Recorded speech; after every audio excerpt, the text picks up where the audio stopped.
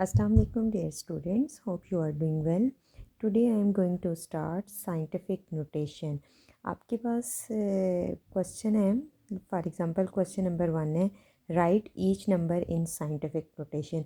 तो सबसे पहले आपको पता होना चाहिए कि आपके पास साइंटिफिक नोटेशन है क्या।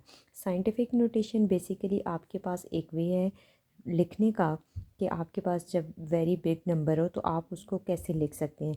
Like scientific notation is a way to write very big number और very small number using power of 10। अब आपके पास कोई भी वेरी लार्ज नंबर है या आपके पास कोई भी एक्स्ट्रा स्मॉल नंबर है तो उसको आप कैसे लिखते हैं साइंटिफिक नोटेशन के अकॉर्डिंग। अब आपके पास जो साइंटिफिक नोटेशन है उसमें आपके पास क्या है कि आपके पास जो नंबर होता है आप उसको लिखते हैं इज़ अ वेरी बिग और very small number using power of 10। अब आपके पास उस केस में जो आपके पास फॉर्मेट है उस नंबर को लिखने का वो आपके पास क्या है a multiply 10 raise to power n।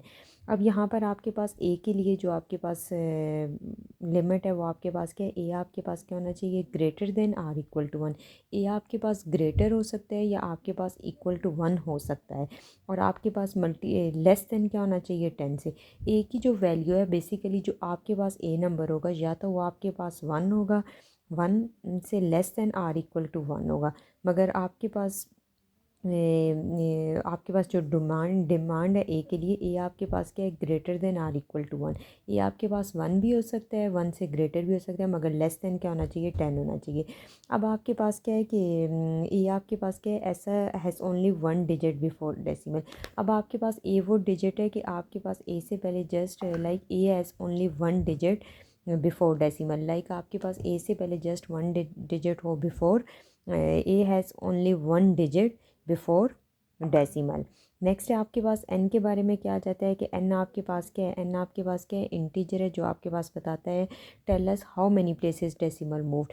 अब आपके पास डेसिमल मूव के बारे में ये आपके पास बता रहा है। तो फॉर एग्जांपल अगर आपके पास नंबर है कोई भी, आपके पास है 2 मल्टीप्लाई 10 रेज टू पावर 3।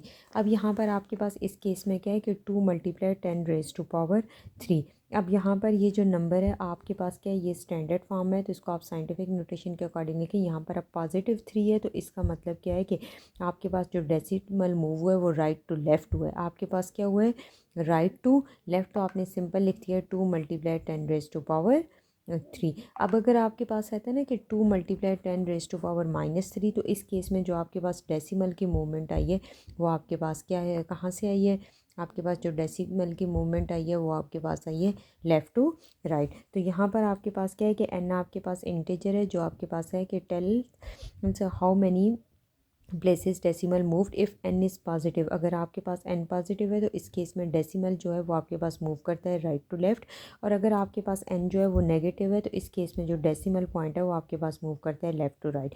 अब सबसे पहले क्वेश्चन है आपके पास कि each number in scientific notation. अब आपने इस नंबर को साइंटिफिक नोटेशन में लिखना है।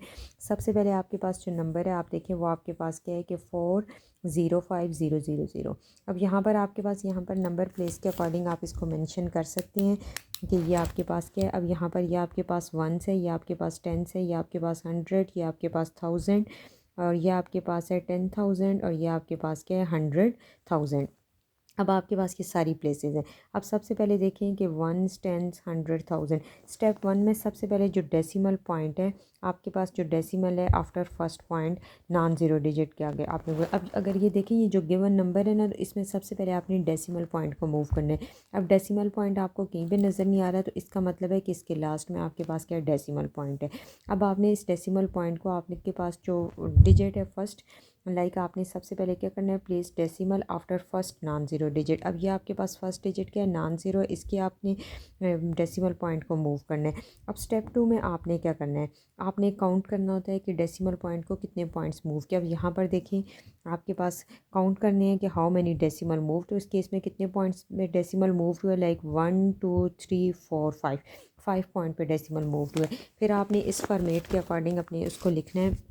वो फॉर्मेट आपके पास क्या है कि a multiply 10 raise to power n, n में आपके पास क्या आ जाएगा 5 आ जाएगा। अब इस केस में पॉजिटिव 5 क्यों है क्योंकि आपके पास जो डेसिमल पॉइंट है वो आपके पास मूव हुआ है राइट टू लेफ़्ट और ये आपके पास आंसर है। अगर आपके पास 10 रेज टू पावर -5 होता है तो इट्स मीन्स इस केस में जो डेसिमल पॉइंट है वो आपके पास मूव हुआ है left to right. Second question में हम डिस्कस करते हैं कि आपके पास क्या है कि right each number in standard notation. अब स्टैंडर्ड नोटे पहले वाले आपके पास क्या था कि आपने जो गिवन नंबर था उसको आपने साइंटिफिक नोटेशन में लिखा, और साइंटिफिक नोटेशन के लिए जो आपके पास फॉर्मेट था वो आपके पास ये था कि a मल्टीप्लाई 10⁻⁴n। अब जो सेकंड है आपके पास वो आपके पास क्या है स्टैंडर्ड नोटेशन। स्टैंडर्ड नोटेशन के अकॉर्डिंग आपके पास जो क्वेश्चन है वो आपके पास है 8.3 मल्टीप्लाई 10⁻⁻⁵। अब आपने इसको स्टैंडर्ड नोटेशन के अकॉर्डिंग लिखना है। अब सबसे पहले आपने इस केस में पावर को चेक करना है। पावर आपके पास क्या है नेगेटिव, पावर आपके पास क्या है -5, -5 मीन्स आपके पास क्या है नेगेटिव पावर। इस केस में जो आपके पास डेसिमल है वो आपके पास मूव हुआ है लेफ़्ट टू राइट। लाइक आपके पास जो डेसिमल है वो आपके पास मूव हुआ है लेफ़्ट 5 प्लेसेस।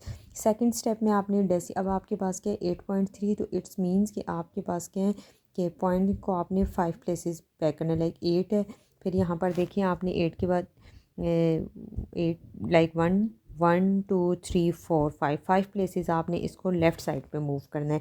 तो आपके पास ये चीज़ आपको पता है कि ये आपके पास क्या है पॉइंट क्या है डेसिमल पॉइंट है, तो इससे पहले आप ज़ीरो लगाते हैं। फिर उसके बाद आपके पास क्या है कि वी एट ज़ीरो 8.3 लाइक 0.83।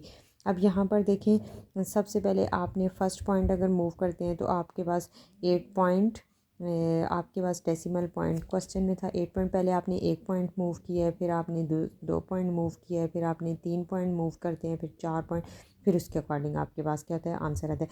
सबसे पहले आपके पास क्या था 8.3 था ना, तो आप 8.3 को सबसे पहले लिख रहे हैं आप 0.83, तो इसका मतलब है पॉइंट से फिर आप एक और पॉइंट मूव करते हैं तो आपके पास आ जाता है 0.083। फिर आप एक और पॉइंट 0.0083, फिर आपके पास 0.00083, फिर आपके पास 0.4083। उसके अकॉर्डिंग आपके पास क्या आ जाता है आंसर आ जाता है।